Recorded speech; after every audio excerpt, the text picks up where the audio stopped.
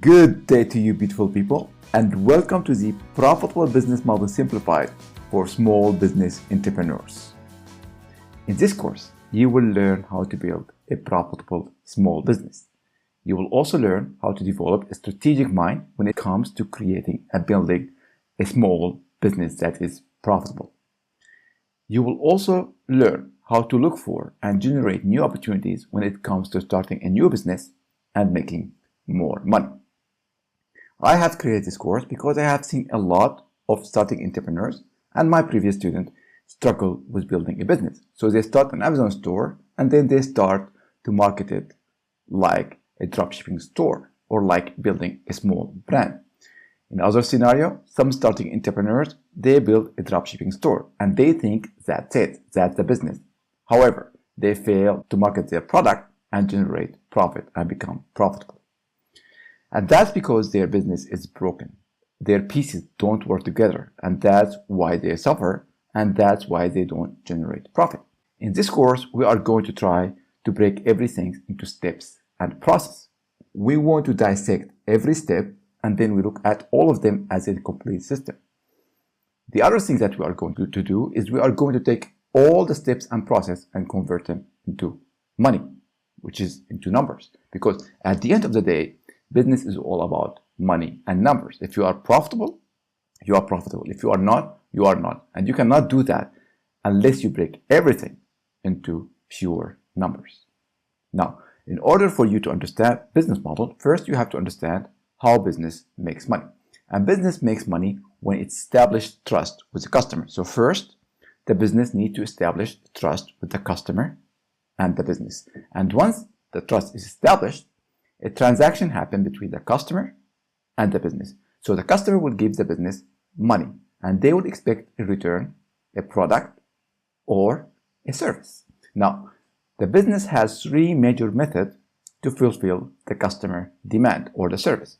The first method is that the business decides to create the product itself. So it's hired employee and it buys raw materials and it creates the product. So if the business sells the product for $1,000 and then it costs the business $500 to make the product, the business will make $500 in profit. You can see in the following example that the business takes order from the customer and then it creates a custom-made product and sell it back to the customer. So the business is responsible for the entire process. The second way that the business can fulfill the customer demand is when it buys product from other manufacturer and distributor. Then it resells it back to a customer at its retail store, be it online or offline. And we call that arbitraging, which you will learn about later. So if the business sells the product at $50 and it buys it at $25, then the business will generate $25 in profit. And as you can see that there are so many kinds of business models like this online, be it dropshipping or print on demand, which actually you have a lot of suppliers who will provide you with product and you are only responsible for selling the product. This business model also works well if you buy from a lot of wholesale distributor in bulk and then you sell it at your online or offline store for retail. The third way that a business can generate profit when it handles transaction between two parties. So the business will not own any assets. It will only handle transaction between buyers and sellers, and it will take a commission fee. Say, for example, that a business handles transaction for $1 million and it takes 25% in commission fee. So the business will generate $250,000 in profit without owning any assets. And this is one of the best business models if you have no money to begin with as a small business owner.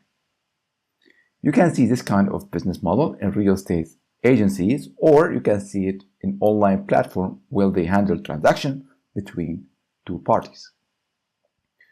Now, once you understand this, you have to understand then what is a business model. Well, a business model is a set of activities that work together in order to complete or build a completed business.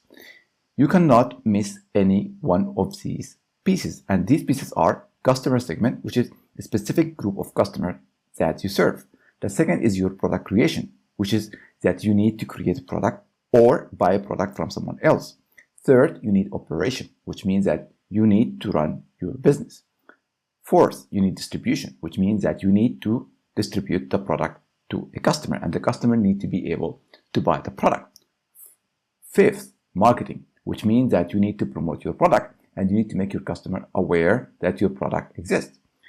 And the last one is revenue stream, which means that you need to generate profit in order to sustain your business, and how many different ways that you can make money out of selling your product.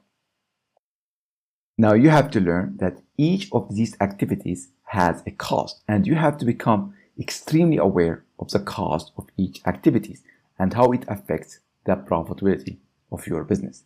You also have to understand that these pieces has to work together as a complete system and not as separate pieces. So if we look at our customer segment, the business can do business with two different parties. The first is B2C, which is business to consumer, and the other is B2B, which is business to business. When the business does business with consumer, the business has to deal with the consumer needs, wants, desires, and limitation. However, when the business is working with other organizations or businesses, it has to deal with the other business requirements. On the other side of the equation, we have our unique selling proposition, which means that we are going to offer this customer a specific product or a specific offer that it satisfies its need, want, desires, limitation, or its requirement. It's not just a random offer. When it comes to product creation, the business has two choices. The business can outsource the product manufacturing, or it can create it in-house. And when the business outsources the product, it has to work with suppliers. And some suppliers that the business can work with are print on demand, wholesaler, dropshipping, and private label. But if the business needs to create the product in-house, then the business needs to hire staff and need to buy raw materials from suppliers. And if we add all of these things together, we will have the cost of making a product, and the business needs to become very aware of the cost of making its product. How much does it cost to create a product? The second thing that we have is our operations. And if we look at our operation, we have the rent, wages, utilities, insurance, and maintenance. Put it another way, it's the cost of running your business. And if you look at the rent, it's your physical store or your online store or your equipment. And if you look at wages, we have in-house staff, right? And if you are going to work on project basis, you have to work with freelancers. And then we will have the cost of running a business. Then you have your marketing. And in marketing, a business has two major methods to market its product and services. And the first method is organic, which is free, and the second method is paid. Now, with the organic method, the business needs to create content, and we call that the cost of building awareness, because you are going, in some scenario, to spend some money to hire professional staff in order to create your content. The other method, which is paid method, and the business has two major methods as well. The first method is advertising, which means that the business advertises. The second method is sponsorship or partnership, which is that the business works with other media creators in order to create content around the brand and drive awareness or attract clients. And with advertising, the business can go with Google or YouTube, with Facebook or Instagram, and in a marketplace such as Amazon. With sponsorship, the business can go with other media, with influencers, with events and trade shows. And we call that the cost of acquiring a customer. How much does it cost us to bring a customer? And you will learn about all of this stuff later on. Don't worry about it. And we call all of these costs the cost of marketing. Then you get distribution. And the business has two ways to sell its product to the customer. Direct to consumer, which means that the business handles the customer and sells the product directly to the end customer. The second way is indirect to consumer. And with the direct to consumer, the business has offline and online. And with offline, you can have your retail store, your pop shop, or your truck. And online, the business can go with e-commerce websites such as Shopify, or it can go with a marketplace such as Amazon or Etsy. With indirect to consumer, there is also two methods. The first one is offline and the second is online. And with offline, you can go with retailers such as Walmart, Target, and so on and so forth, or with small boutique store, which are perfect for small businesses. And online, you can go with online retailers. So if you look at the cost of distribution, you have your rent, you have your transaction fees, and you have your commission. And you will learn about that later on.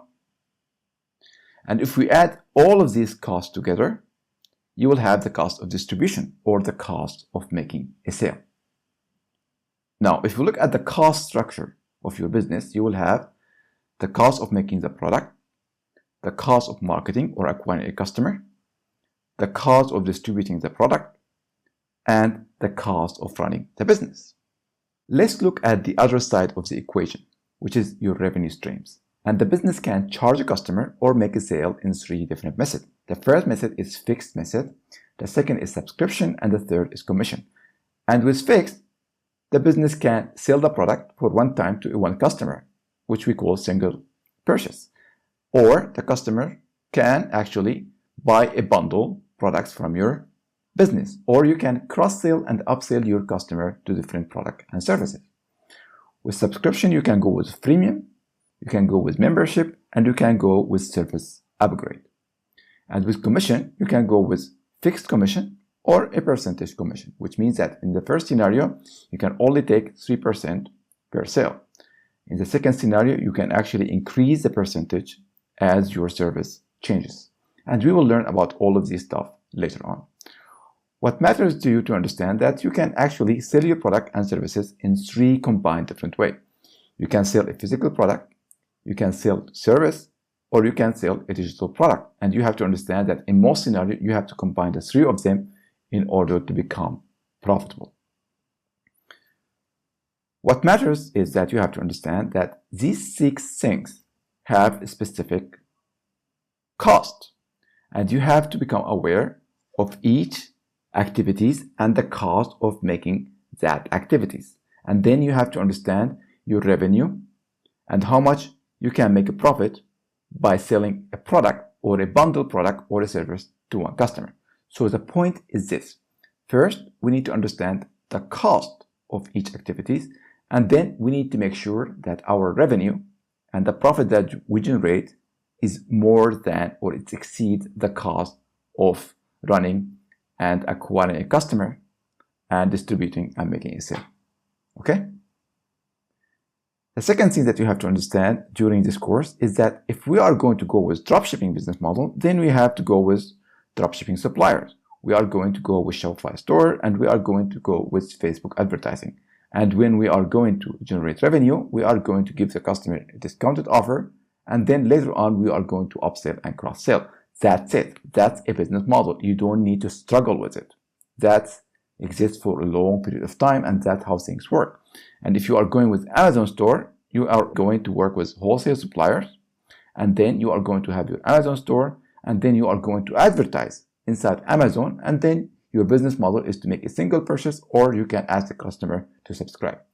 That's also a business model.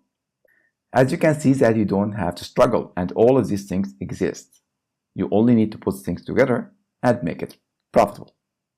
Now, in most scenarios, you must think that you are not going to understand or you don't know what I'm talking about, which is totally fine. This course is going to be a little bit tough for some of you, but that's okay. Just keep going. Come back and rewatch these videos over and over again. And I promise you that these things will make sense to you at the end of the course. And if it doesn't, leave your question in the Q&A section. And remember to always take note and go back to your note and look at the course note and go through the assignment and the example that we went through. So that's going to be for this video, and I will see you in the next video.